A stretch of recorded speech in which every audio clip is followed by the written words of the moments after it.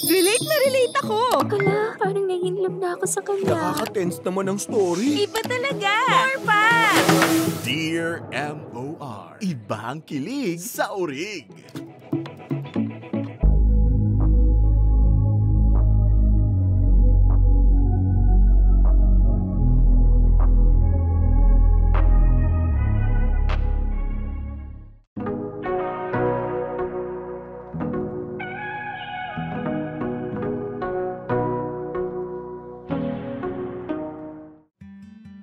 Dear MOR, magandang araw po sa inyong programa at sa lahat ng mga tagapakinig.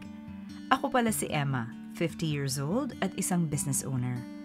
Today is the birthday of someone very close to my heart, kaya sumulat ako ngayon para ibahagi ang storya naming dalawa.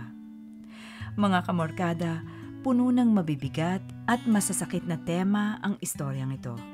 At kahit ako ay hindi ko alam kung paano ko sisimulang ikwento ang mga pangyayaring bumago ng buhay ko.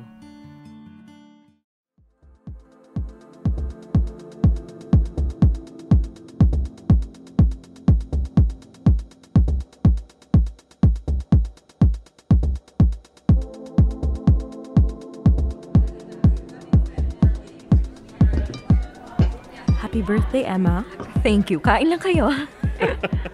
Sino yung kasama ni Nick? Kaibigan niya from work. Kung gusto niyo ng drink, kuha lang kayo dun sa bar. Sige lang, ubusin ko muna tong kinakain ko. Happy birthday, Mommy. Vincent, how are you, baby? Kamusta yung interview? It's fine. Tatawagan na lang daw nila ako kung sakali. That's good. I made you this painting, Mom. Para sa office mo. Oh, thank you, anak. I'm sorry, I can't afford the proper gift pa. Bibilhan kita ng something better when I get a job. Vincent, this is a proper gift and I loved it. Don't pressure yourself parate, ha? Yes po. Sino yung kasama ni Daddy? I don't know. Bagong babae niya?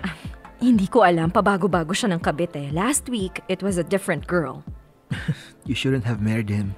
But then, I wouldn't have you. You're my best birthday gift, Vincent, and you're the only good thing that came out of this marriage. Thank you, Ma. Akit na muna ako sa kwarto. Hindi ka ba muna kakain? Later na lang.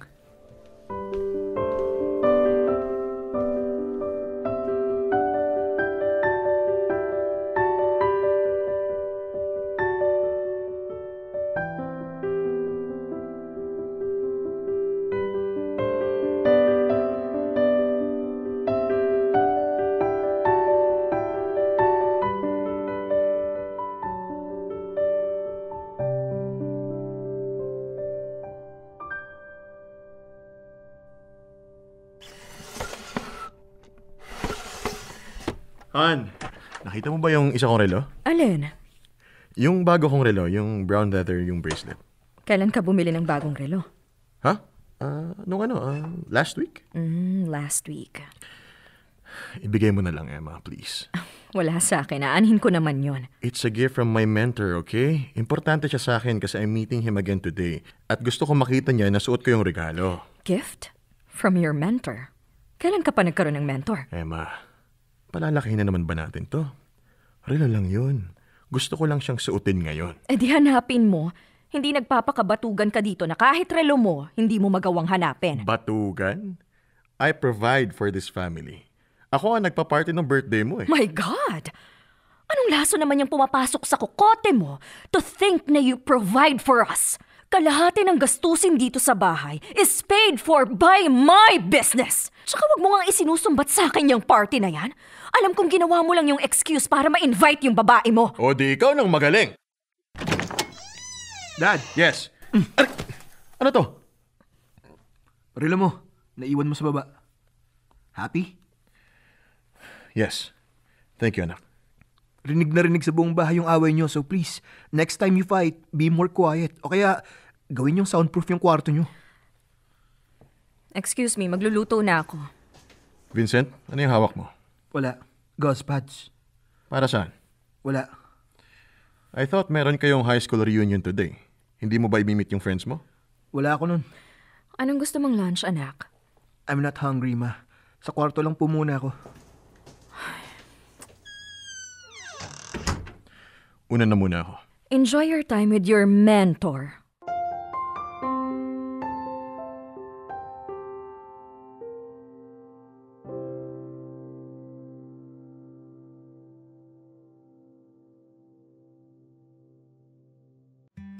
Mga kamorkada for 12 years, aware ako na nangangaliwa ang asawa ko. Ang masaklap pa ay si Vincent mismo ang nakahuli sa kanya na nakikipaghalikan sa babae niya. Nung una, sinabi ko sa sarili ko na hindi ko siya hihiwalayan dahil gusto kong lumaki ang anak ko na buo ang pamilya niya. Pero nasanay na lang din ako. Ilang beses kong sinubukang ayusin, nagpakamartir ako, ibinaba ko yung pride ko. Itinapon ko yung dignidad ko pero paulit-ulit pa rin niyang ginawa hanggang sa sumuko na lang din ako. Bakit ko naman kasi ipipilit sa kanya ang sarili ko kung may ibang taong kaya akong pasayahin at mahalin?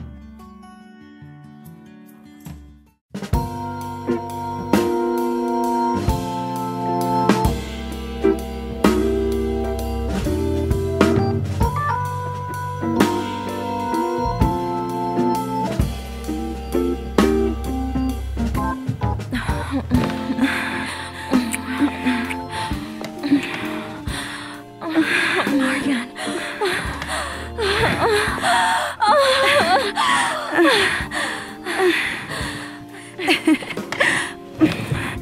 I love you. I love you. Alam ba ni Nick na pupunta ka dito? Wala naman siyang pakialam sa akin. For all I know, kasama rin niya yung babae niya ngayon. Bakit ba kasi ayaw mo pa siyang hiwalayan? Just give me time, please. Hindi ko pa kasi alam kung paano eh. Okay. Magsha-shower na ako. Ano oras uli natin i-meet si Vincent? 9:30 pa for dinner.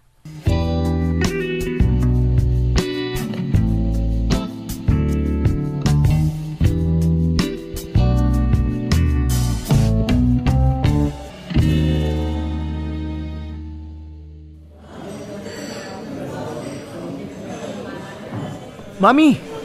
Baby, sorry na late kami. Medyo traffic kasi eh. It's okay. Hi, Tita Marian. Hello, Vincent. How are you? I'm okay po. Tara, upo na tayo para maka-order na tayo. Ano bang masarap dito? Masarap yung truffle pizza nila and yung pasta. Ikaw, Vincent, anong gusto mo? Kahit ano lang po, Tita. Hindi pwedeng kahit ano. Ang payat-payat mo, no? Yung ano na lang po, squid ink pasta. How about drinks, Vin? Red iced tea lang po. Okay. And then, order din tayo ng truffle pizza. Tapos, Emma, what are you having? Yung pesto lang sa akin with Caesar salad. Okay.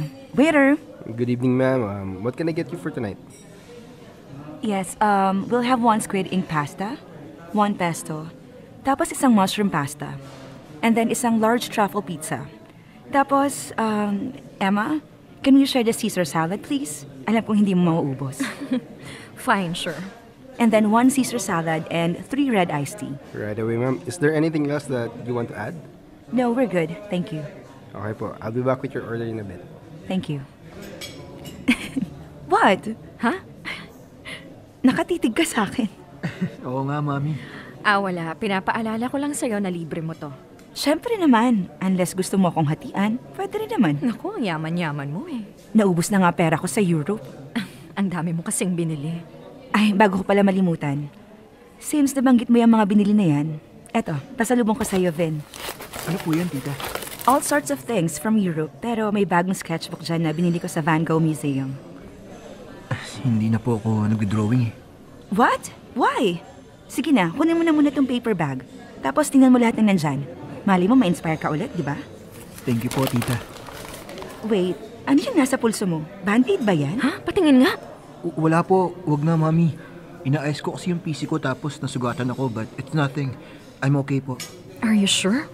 Yes po, don't worry. Vin? Okay lang po ako. Huwag niyo akong alalahanin.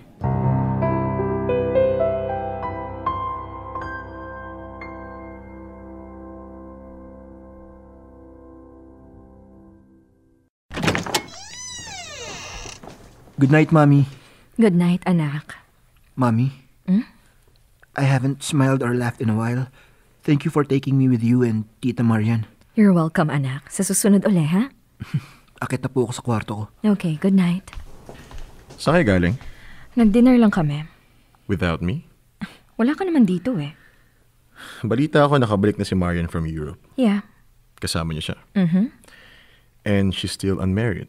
Oh, So, madalas ulit kayo magkikita. of course. Business partner ko siya and she's my friend. Friend. Yes, friend. If you say so. I do say so.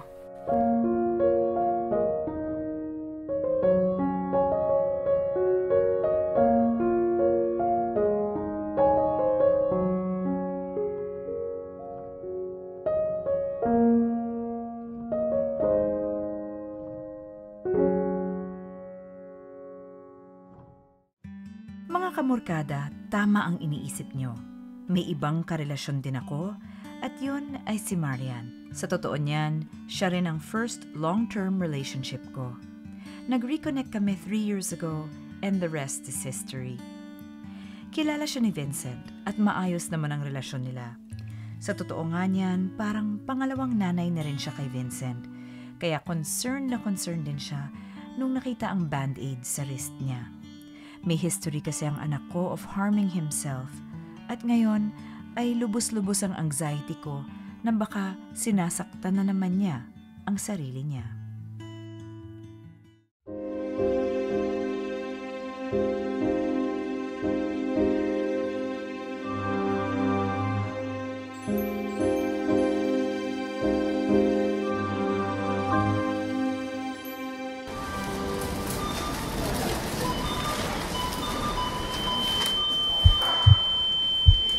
Emma?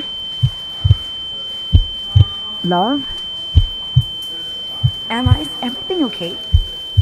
Emma! Huh? Okay ka lang ba? Andun ako sa kabilang section ng grocery. Kanina pa kita hinahanap. Hindi kasi itong blade. Ha? Ano kasi, I think nakita ko na yung mga blades na yan sa bahay. Baka naman bumili si Nick. No, si Vincent ata yung bumili and I think You think? na sinasaktan niya yung sarili niya. What? Kinausap na ba siya about this? Hindi pa, but nagte-therapy kasi siya before and tumigil siya and I thought... You thought okay na siya kaya siya tumigil. Yes, and ngayon nare-realize ko na mali pala ako. Calm down, calm down. No. Wait lang. I have to go. Uuwi muna ako. Emma. I'm sorry. Uuwi muna ako. Teka lang, calm down. No, uuwi muna ako, please. Okay. Ihahatid kita pero kumalma ka muna. Okay. Sorry. Natatakot lang ako na baka pag-uwi ko wala na yung anak ko. Vincent is okay, I promise. Now, kumalma ka muna and then I'll drive you home. Okay.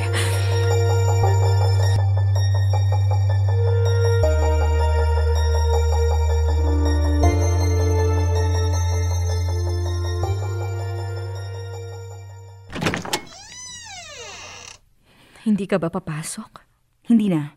Tawagan mo na lang ako kapag kailangan mo ako. Mariana, Okay lang ako. Puntahan mo na si Vincent.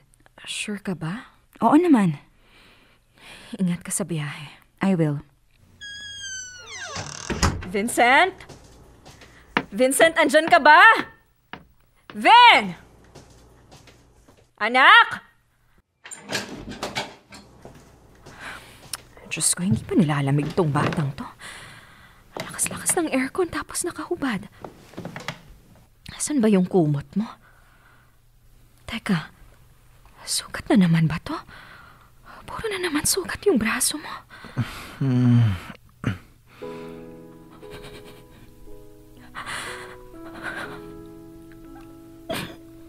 I'll make things better, anak. I promise.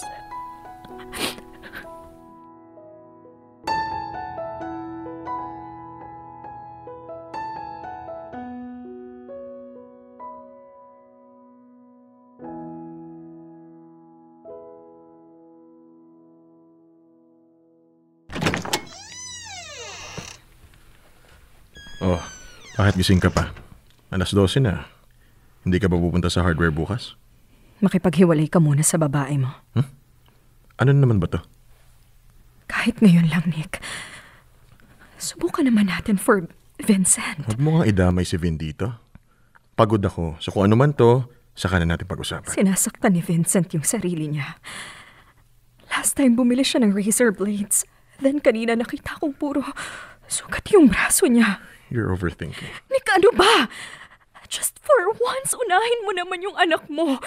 Hindi mo ba talaga naisip na part of why he's suffering is because of your infidelity? At sa akin mo talaga to ipapasa, ha? Hindi mo ba naisip na dahil yun sa lahat ng pressure na binibigay mo sa kanya na nag-aaral pa siya? Now he's an artist who can't find a job. Hindi lumalabas ng bahay. At hindi alam kung anong gagawin niya sa buhay niya, all because he has a mom who raised him with so much pressure. A mom who was more concerned about his academic achievements than his own welfare. Ba't di ka makasagot? Marami akong pagkakamali, but I learned and I changed. Hindi mo kagaya na mas pipiliin pa rin yung libog niya kaysa sa kapakanan ng anak niya. Huwag kang umarte na parang ako lang yung may ginagawang masama.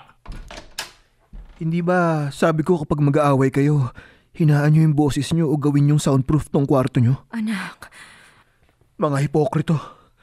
Acting like you care pero yung totoo, ang priority nyo naman talaga is yung mga sarili nyo, so pwede ba? Kung mag-aaway kayo, huwag nyo nang isali yung pangalan ko. Vincent. Stop! Just stop! Nakakasira kayo ng bait. Titigilan mo yung babae mo. At titigilan ko yung babae ko and we will be there for Vincent. Naiintindihan mo? Huwag mo akong utusan. No. Susunod ka o aalis ka sa bahay ko.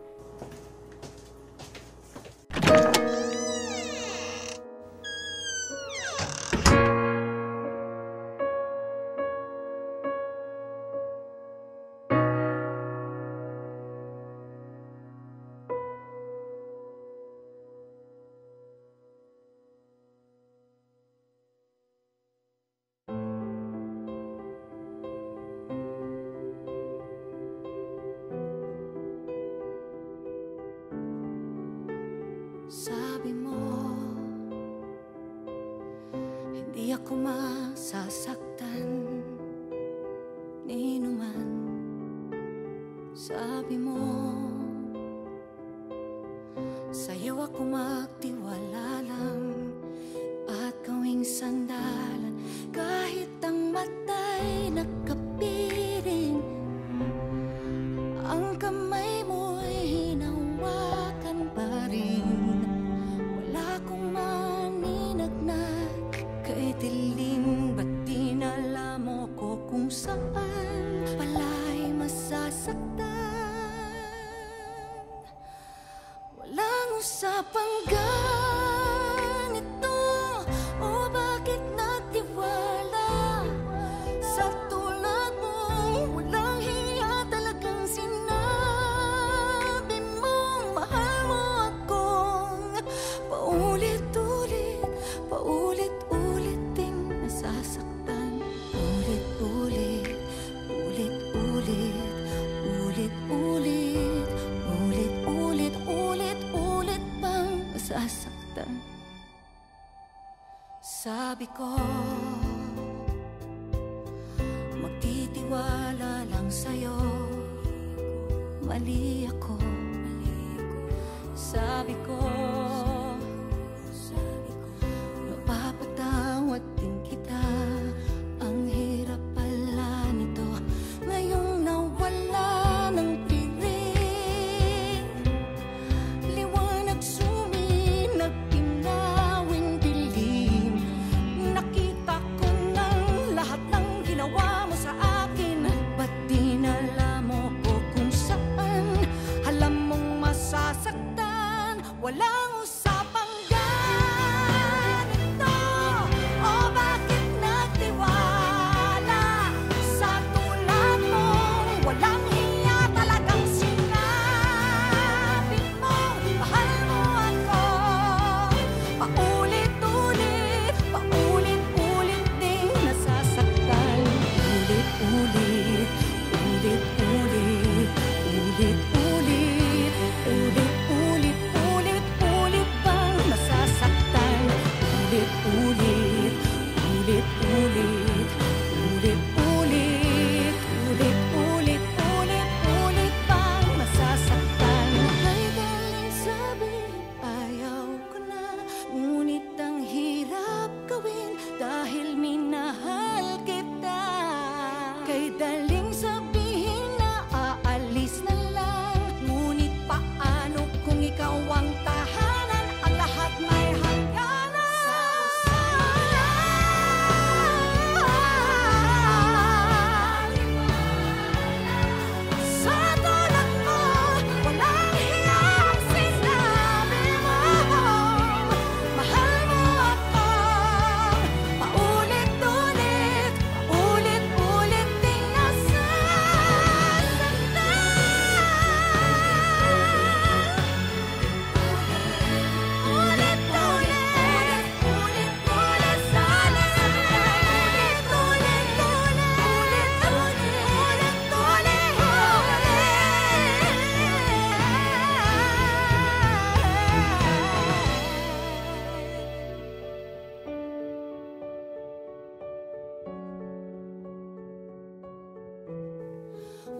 usapang ganito?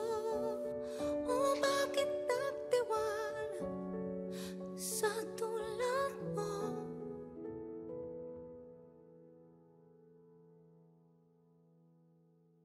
Dear M.O.R.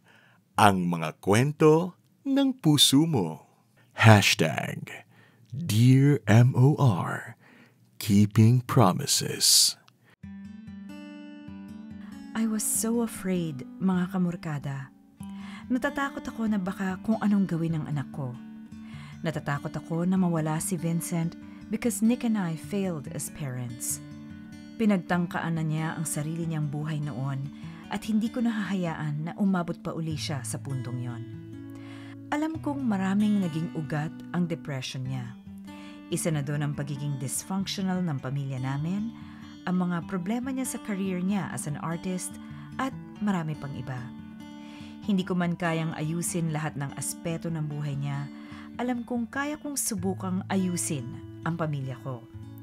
Dahil nga doon, nagdesisyon ako na bitawan ang affair ko at tama si Vincent. Isa akong hipokrito. At ngayon, I want to be a better parent. Just for once, gusto kong maging buo uli ang pamilya namin.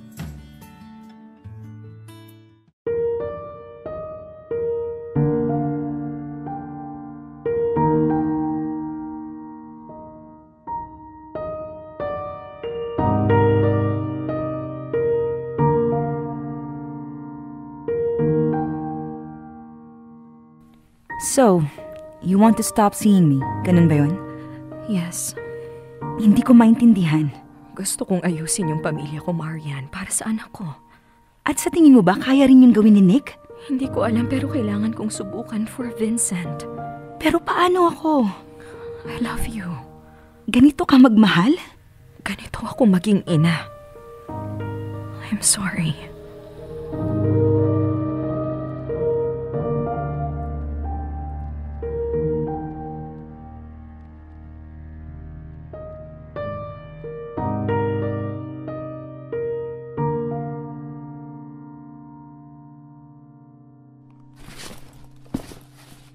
Ano to?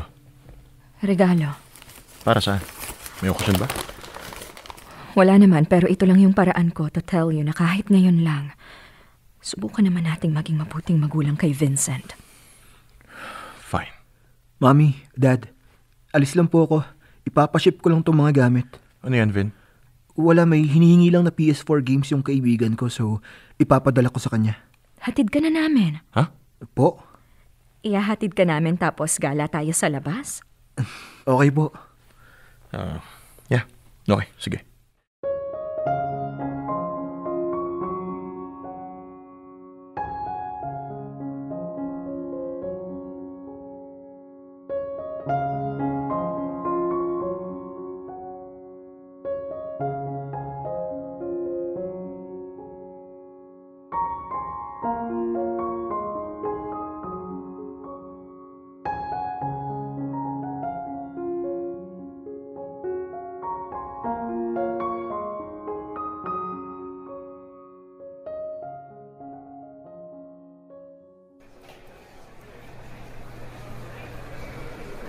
Kanino mo pala ipapadala yung mga games, Vin? Kay Oliver po. Matagal ko na kasing tapos yung mga larong yon and matagal na rin niyang gusto, so ibinigay ko na lang. Vin, tignan mo tong poster na to. Di ba siya yung actor dun sa series na pinapanood mo? Opo. Parang interesting nitong bagong movie niya. Gusto mo bang panoorin? Sure. Tapos after, pwede ba tayong kumain dun sa bagong Japanese restaurant sa tapat nito? Oo naman.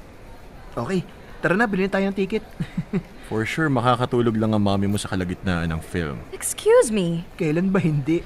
Naalala ko one time, umiiyak na ako kasi ang lungkot ng film tapos narinig ko sa gilid humihilik siya. Tanda ko yun. Yun yung sinita tayo ng lolo na katabi natin kasi ang lakas raw ng hilik ni Mami.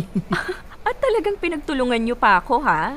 Mami, ikaw ang nag-aya nitong film. Huwag kang matutulog, ha? Oo na, hindi na. Alam nyo, sa halip na popcorn, kape ang bilhin natin para sure. Ay, teka, wait lang. Horror pala tong movie na to, Mami. Ay naku, wag na pala. Iba na lang yung comedy. Biglang bawi. Sige na, yan na. Pumikit ka na lang kapag may nakakatakot. Eh di sana natulog na lang ako. So ano ba talaga? Ay, siya, sige na nga.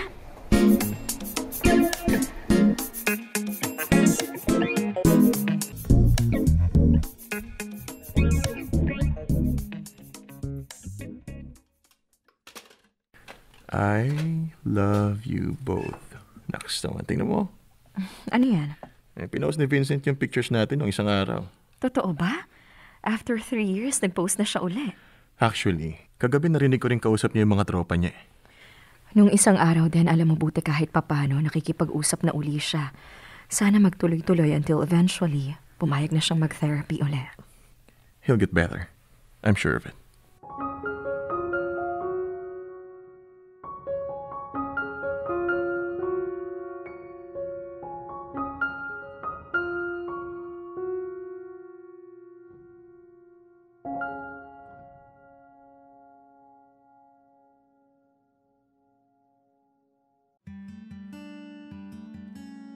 Mga kamorkada, hindi ko inaasahan ang mabilis na pagbabago sa mood at attitude ni Vincent. For the next few days, gumala kami kung saan-saan, kumain sa iba't ibang restaurant, at nanood ng kung ano-anong pelikula. Narealize ko lang din how much I missed my son at nakakapanibago to see him like his old self, happy, cheery, and full of life. Sinabi ko sa sarili ko na this is it, he's slowly getting better. Pero mali pala ako. Those were warning signs, and I ignored them.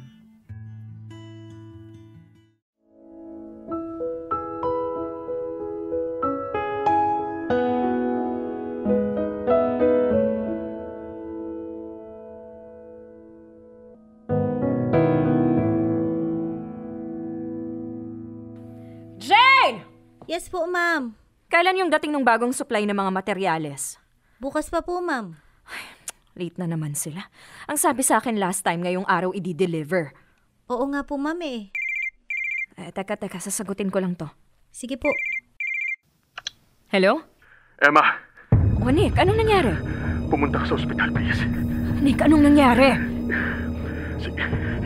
Si Vincent. He committed. Si Vincent. Ano? Emma, yung anak natin. Emma, yung anak natin wala na. Wala na si Vincent.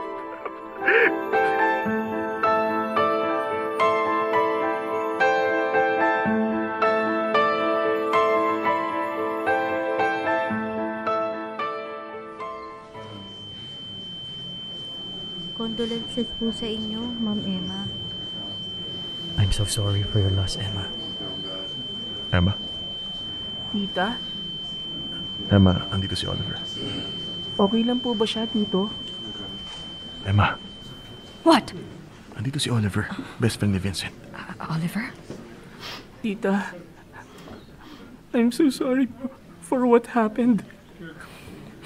Wala ba siyang nasabi sa'yo? Wala ba siyang nabanggit na kahit ano? Nisulat, wala ba siyang iniwan kahit isa? Wala po. Ang saya-saya nga po niya nitong mga nakaraang linggo kasi nagkakaayos na raw po kayo ni Tito. Sobrang okay pa po siya nung last na chat namin.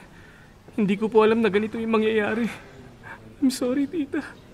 Hindi ko nakita yung signs. Wala akong nagawa. It's okay. Wala kang kasalanan. Huwag mong sisihin ang sarili mo, Oliver. There's nothing we could have done. Excuse me. Emma, saan ka pupunta? Emma! Emma, may mga bisita sa labas, oh. There's nothing we could have done. Seryoso ka ba? Okay, mali ako. Sorry. Tinatry ko lang i-comfort yung bata. Andun lahat ng signs.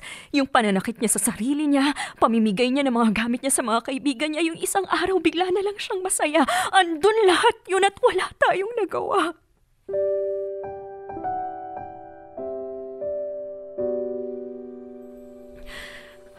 My son, my baby boy, wala na siya. Wala na si Vincent. Tama siya. I shouldn't have married you. Siguro kung nagpakasal ako sa taong mas present, mas faithful, hindi siya magsasuffer ng ganito. Ilang taon naming tiniis lahat ng kagaguhan mo. Kung siguro umalis na ako nung una kong nalaman lahat ng ginawa mo, hindi na sana mangyayari to. Nawalan din ako ng anak. Huwag mo namang isisi sa akin lahat. Aminin mo naman na may kasalanan ka rin. If you took better care of him, if you were more gentle with your words, if you... Shut the hell up! How dare you turn this on me? Alam ko lahat ng pagkukulang ko at ang pinakamalaking pagkakamali ko is that I tried harder to save this marriage than to save my own son.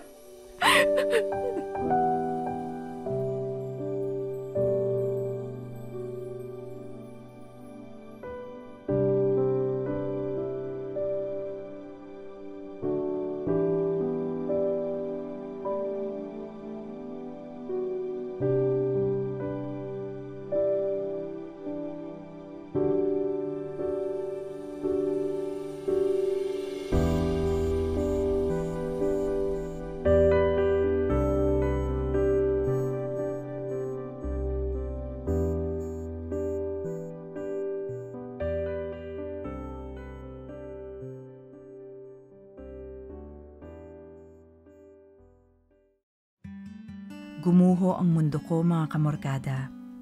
Hindi ko alam kung paano ipagpapatuloy ang buhay ko. The moment I found out that he was gone, gusto ko na lang mapag-isa para ipagluksa ko ang anak ko. Pero kahit yun, hindi ko magawa. Hindi ko alam how I got through all the paperworks for the funeral.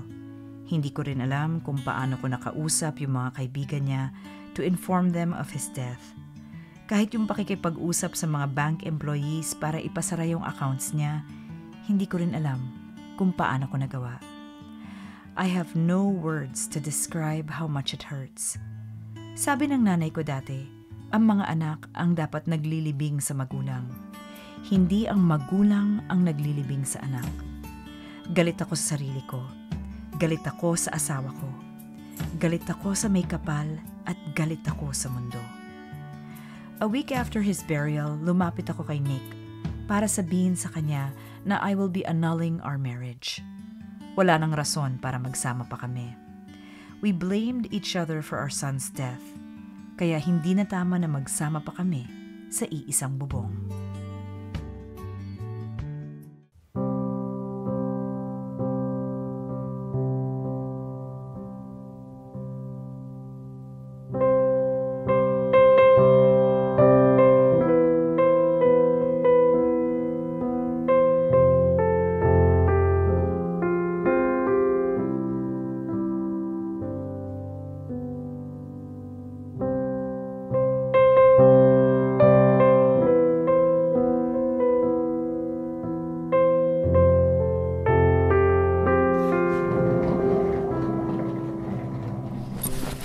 So, saan ka na pupunta?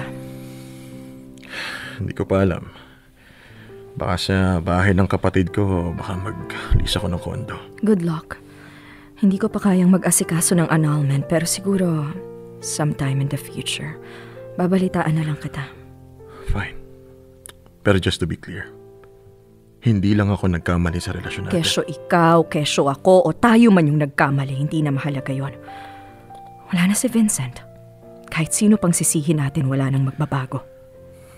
Tama ka. I'm sorry. Sorry for everything, but for what it's worth, gusto ko lang malaman mo na our wedding was the happiest day of my life. Sobrang saya ko nun. Kahit na alam kong you were in love with someone else. Tapos nung pinanganak si Vincent, I thought magiging okay ng lahat. And you will learn how to love me as much as you love Marian, pero mali ako. I could never compete. She was the love of your life and I was just the father of your child. Kahit na kung saang-saang bansa siya pumunta at kahit ilang taon kayong hindi nagkita, you still love her more than me. So, I'm sorry kung hinanap ko sa iba yung pagmamahal na hindi mo kayang ibigay sa akin.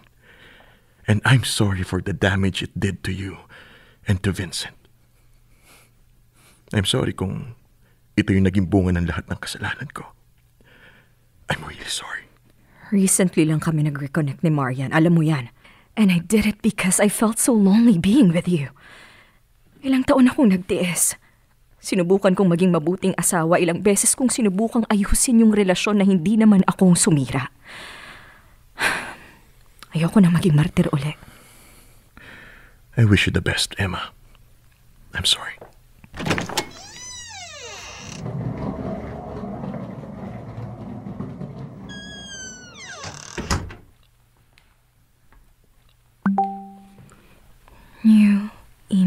notification from Vincent Castro?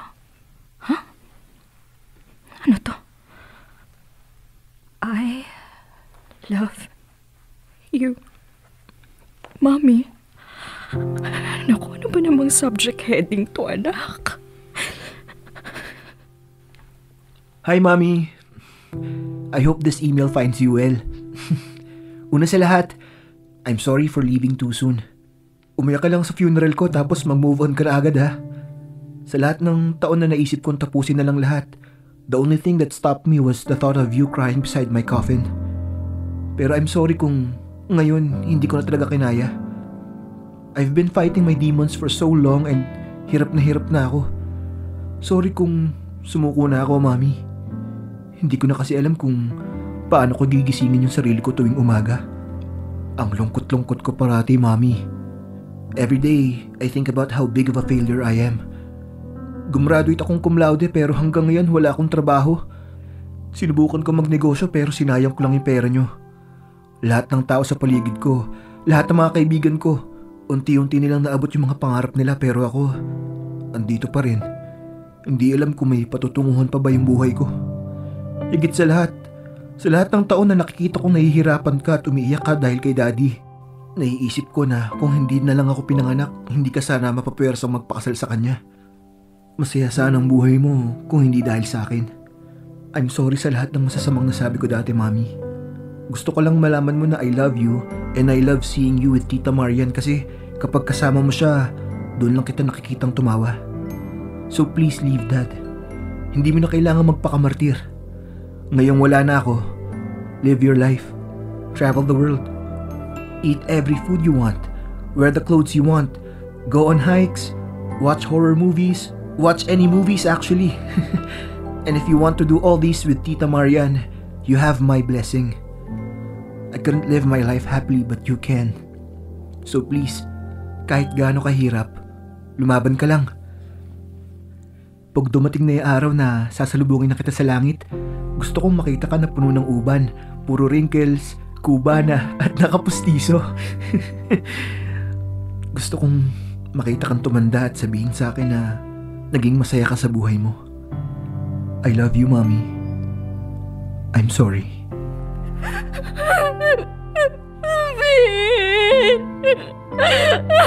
Anak! Vincent! I love you. I'm sorry.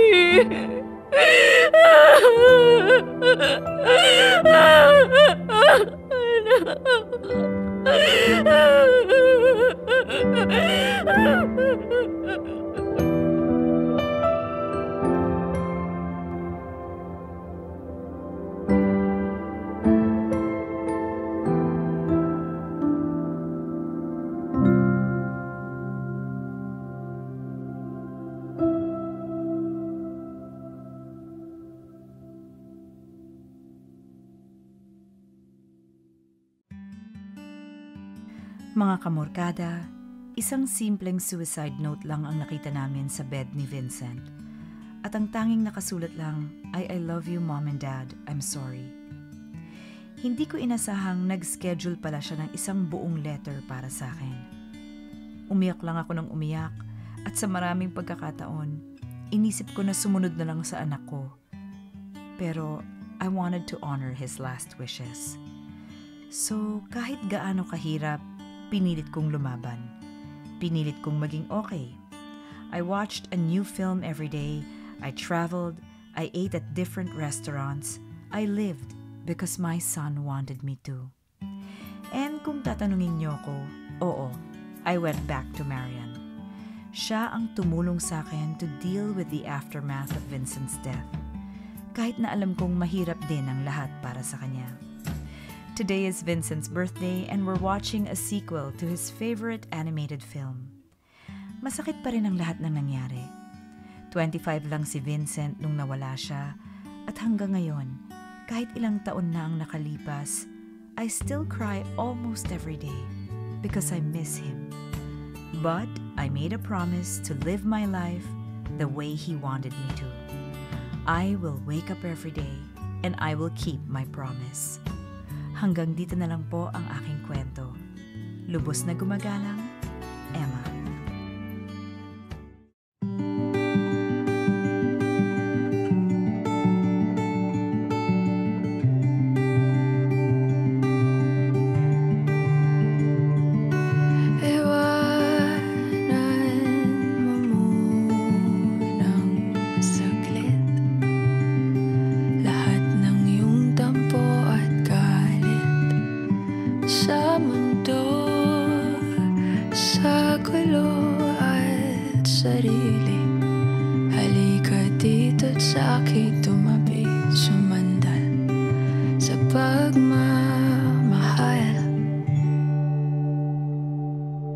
Papahiram ko sa iyo ang aking dalawang mata para malaman mo kung paano kita nakikita.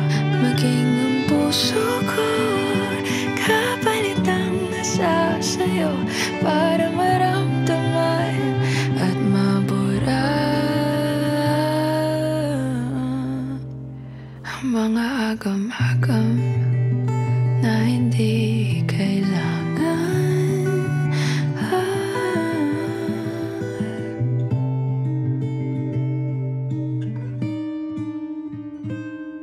Hindi man kaaya-aya ang ngayon. Lahat ng bagay mayroong rason.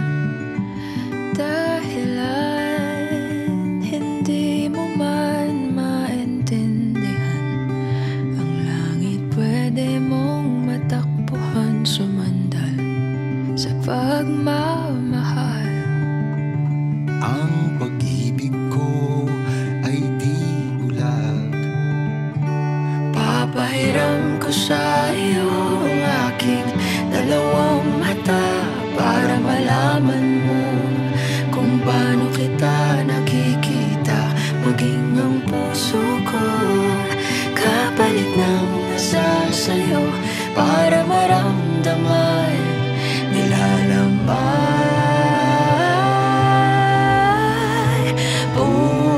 Pupurahin natin ang mga di kailangan papalitan natin ang kahulugan ng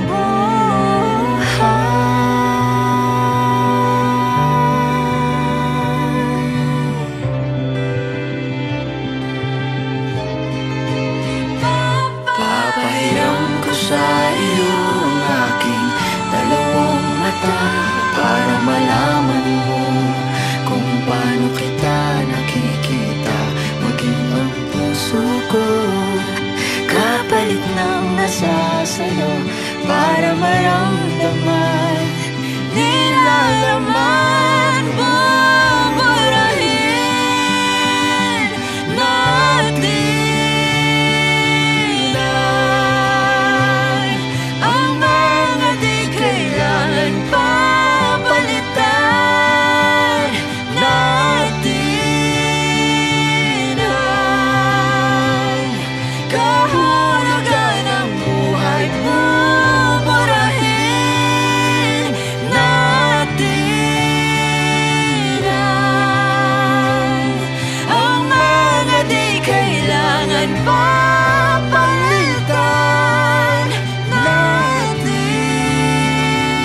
ang kahulugan ng buhay.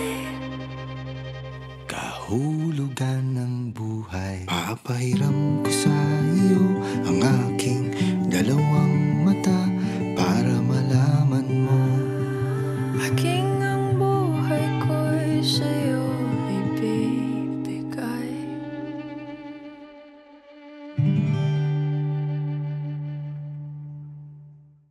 Dear M.O.R.